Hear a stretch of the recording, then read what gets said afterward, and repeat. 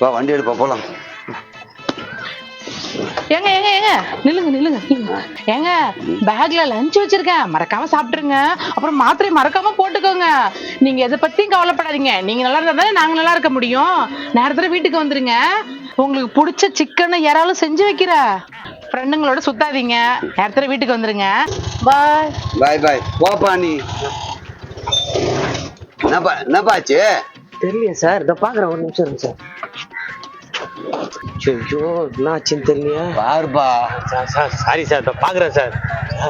Madam வேற உங்களை நேரத்தோட வீட்டுக்கு வர சொல்லிக்கிறாங்க. இந்த நேரம் பார்த்து ஆட்டோ ஆஃப் ஆச்சு சார். சார் கோல்டு சார், இந்த மாதிரி ஒய்ஃப் எல்லாம் கிடைக்கிறது நீ குத்து வச்சிருக்கணும் சார். போட்டு உன்ன மிதிப்பேன்.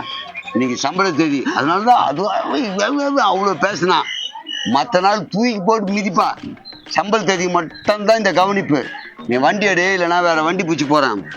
ஓ ஓ, மாச சம்பளம் வாங்குற வீட்டுல எல்லாம் இதான் கதியா? எப்பா நான் தப்பிச்சேன்ப்பா.